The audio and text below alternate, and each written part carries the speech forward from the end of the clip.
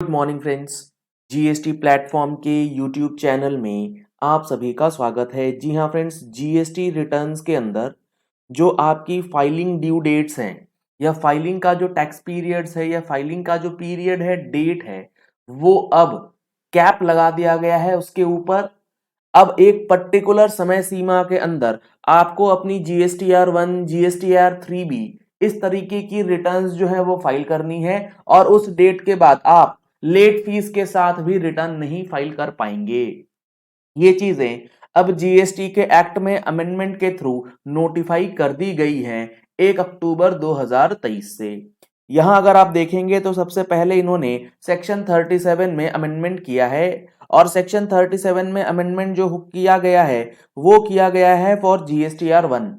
अब जीएसटीआर 1 चाहे मंथली वाला हो चाहे क्यूआरएमपी वाला हो, दोनों के लिए ये अमेंडमेंट कर दिया गया है। क्या है अमेंडमेंट, देखिए। A registered person shall not be allowed to furnish the details of outward supplies under subsection 1। यानी कि सेक्शन 37 सबसेक्शन 1 में जो आपकी जीएसटीआर 1 की फाइलिंग होती है वो आपको अलाउ नहीं की जाएगी फॉर अ टैक्स पीरियड, किसी भी एक टैक्स पीरियड के लिए। कौन से डेट के बाद? After the expiry of a period of 3 years from the due date of furnishing the said details. मतलब ये कि आपको अपनी जीएसटीआर 1 की जो रिटर्न है या जीएसटीआर 1 की जो आउटवर्ड सप्लाई की डिटेल्स है, लेट सपोज बात करते हैं अक्टूबर 23 की, ये आपको फाइल करनी है 11 नवंबर 2023 तक अगर आप मंथली फाइलर हैं।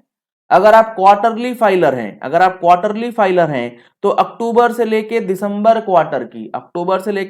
क्वार्टर की जो आप अपनी जीएसटीआर 1 की रिटर्न फाइल करेंगे वो फाइल करेंगे 13 जनवरी 2024 तक। ड्यू डेट की मैं बात कर रहा हूं। तो अब यहां पर जो ये प्रोविजन कहता है कि आपको अक्टूबर 23 की जीएसटीआर 1 एट द मैक्स कब तक फाइल कर सकते हैं आप?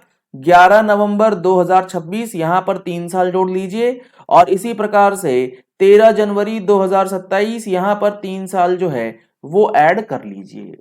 तो कई लोग जो है 2017 की रिटर्न 2023 में आकर के भरना चाहते थे या 2018 की रिटर्न 2023 में आकर के भरना चाहते हैं, 2019 की रिटर्न 2023 में भरना चाहते हैं, तो वो ऑप्शन अब खत्म हो जाएगा।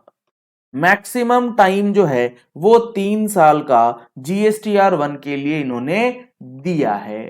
तो यहां पर ये 3 साल का टाइम पीरियड अगर गवर्नमेंट को लगेगा तो रिकमेंडेशन ऑफ काउंसिल के बाद नोटिफिकेशन के जरिए वो बता देंगे कि कौन से टैक्स पेयर्स, कौन से रजिस्टर्ड पर्सन जो हैं इन 3 साल के बाद भी अपनी रिटर्न्स इन जीएसटीआर 1 कर सकेंगे फाइलिंग। आगे अगर हम लोग बात करें तो सेक्शन 39 में भी अमेंडमेंट किया गया है। इसमें भी सेम बातें लिखी गई जिसमें यह लिखा गया कि a registered person shall not be allowed to furnish a return for a tax period after the expiry of a period of 3 years from the due date of furnishing of state return.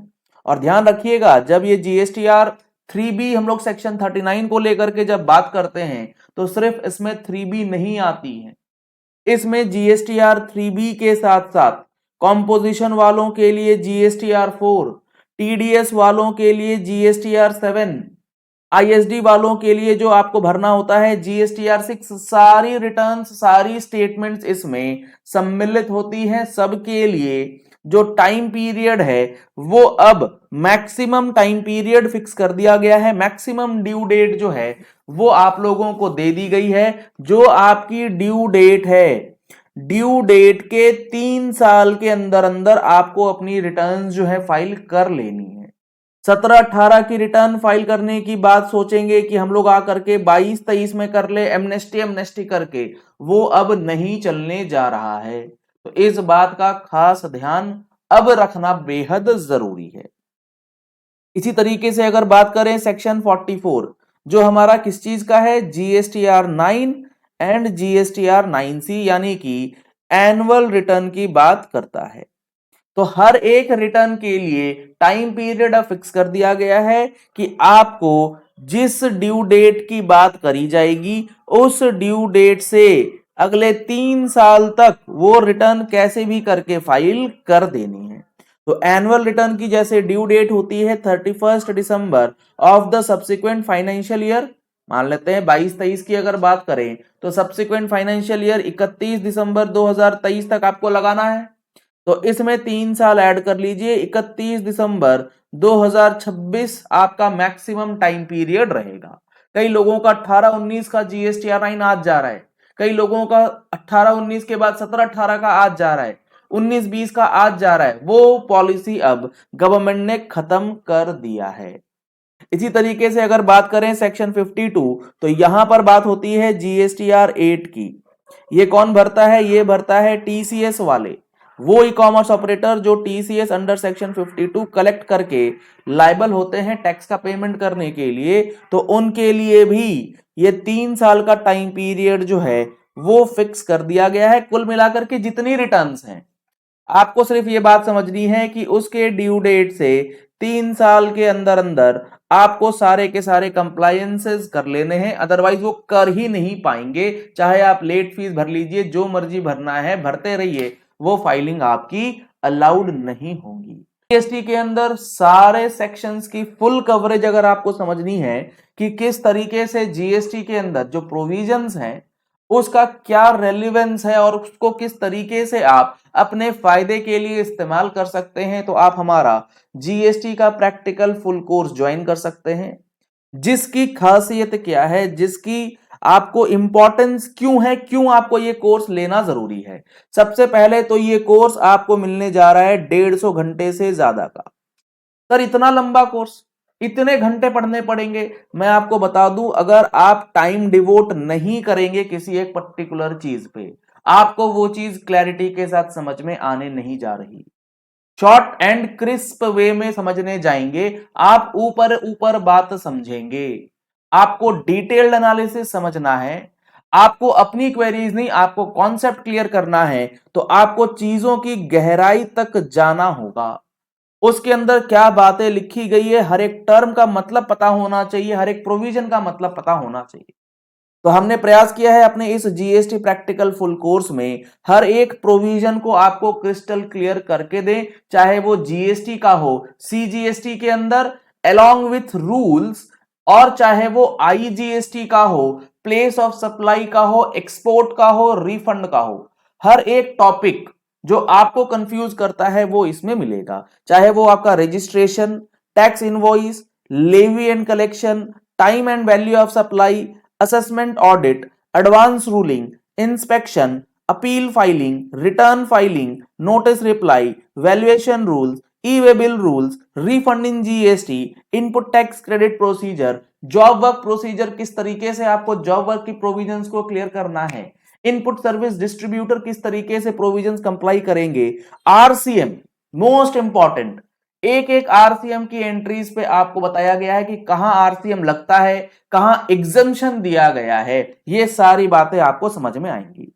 GST में discount का क्या treatment होगा, real estate से related क्या transactions आपको किस तरीके से करनी है, 1%, 5%, आरआरईपी, आरईपी, कहां आरसीएम लगता है, कहां पर आरसीएम नहीं लगता है, हर एक चीज आपको यहां पर समझाई गई है।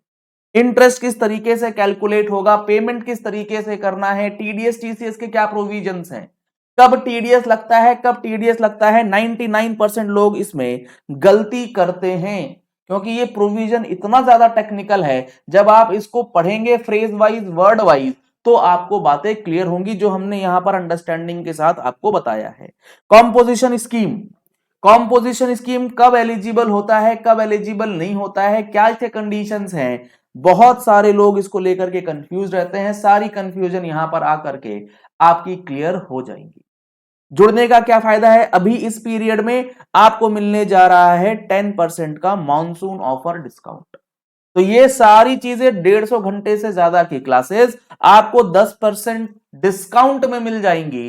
तो आप ऑफर पीरियड के अंदर इस पर्टिकुलर कोर्स का बेनिफिट ले सकते हैं। दिए गए नंबर्स पे कॉल या व्हाट्सएप करके, या फिर आप हमारा प्ले स्टोर से mobile application GST platform download कर सकते हैं और इस कोर्स में एनरोल करा सकते हैं।